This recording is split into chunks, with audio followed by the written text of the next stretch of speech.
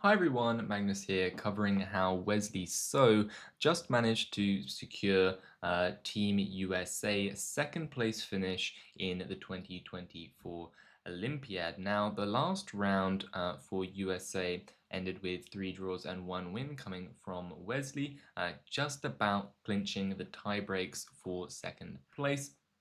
And the USA has had a pretty rocky up and down road in the Olympiad. They all got off to a very shaky start, just about winning their matches with a lot of games that were lost being turned around. Levon Aronian's games come to mind. Absolute madness how he was able to save those. But yeah, let's just get into the game played by Wesley. Masterful positional game that managed to save the day for Team USA. So Wesley had the white pieces and of course plays pawn to e4. Wesley is a lifelong e4 player himself, and Wei Yi goes for the Sicilian.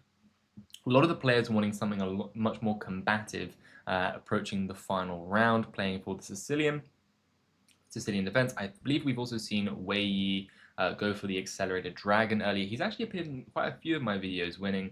Oh no, he won a very nice game against the accelerated dragon, I think. So Wei Yi definitely had a pretty up and down event. Overall, though, still positive for him, with more wins than losses and a small rating point gain. But anyway, Wesley goes knight to f3, d6, and gives this check. He loves this system. It's called the canal attack or the Moscow variation, I think. And after the knight goes to d7, which is the more combative of the two options, bishop d7 oftentimes leads to a draw pretty quick. We see pawn to a4. And after knight f6, knight c3, we go, Wei Yi goes for this fianchetto setup. Wesley strikes in the center. We have captures, captures, and we end up with something pretty similar to the Maroczy bind. I can't really explain to you the detail why the bishop went to c4 and then to f8. I guess it was to induce the queen to c7. Don't really know. But anyway, we have pawn to e5, which is a very committal move, attacking the knight, but also creating a weakness on d6 and on d5, as no pawns can go back to guard this square. So after knight b3, bishop e6, not trading knights, instead attacking, putting more pressure, we get bishop to e3, saying, go ahead and trade with me, I would really love that, and then I will bring my rook to the open c file. Instead, we get b6.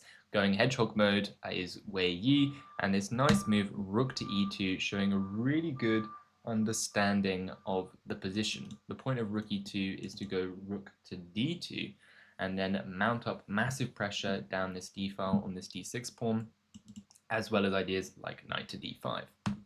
So the rook goes to the d file for Wei Yi, rook d2, and Wei Yi makes a mistake here, plays rook to d7, and obviously Wesley went to the tank 5 minutes. He invested his time very nicely and calculated a concrete winning sequence. Maybe not quite winning, but he becomes much better.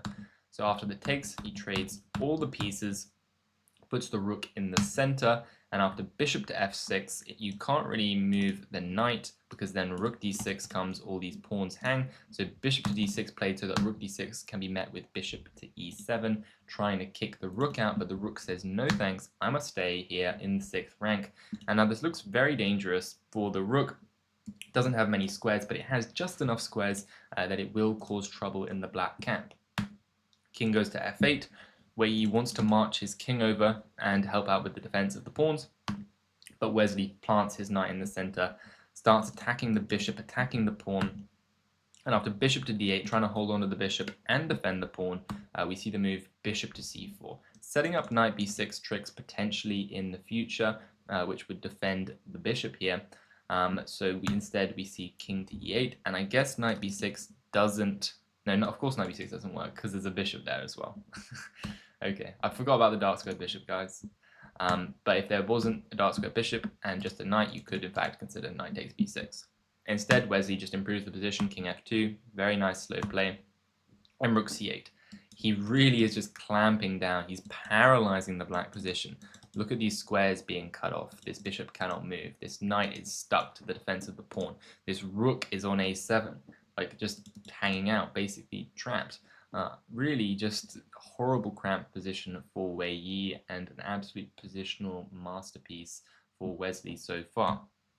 But knight f8, rook b8, knight f8, and it looks like they're repeating, but what is a positional masterpiece without a knight sacrifice, sacrificing the exchange, sorry, not knight sacrifice, a positional exchange sacrifice, giving up the rook for this very nice pony and pawn, but at the same time the c pawn is now loose, all the pawns are falling, and Wesley will at least get 2, if not 3 pawns for his rook, and then try and make a queen.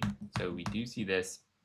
He grabs the f7 pawn as well. C pawn is falling, E pawn is falling, and the position is completely crumbling. He maintains the bishop pair, drops the bishop back to b2. If you were to capture this guy, then you would just take in the center. Once again, 3 pawns up for an exchange is simply no bueno.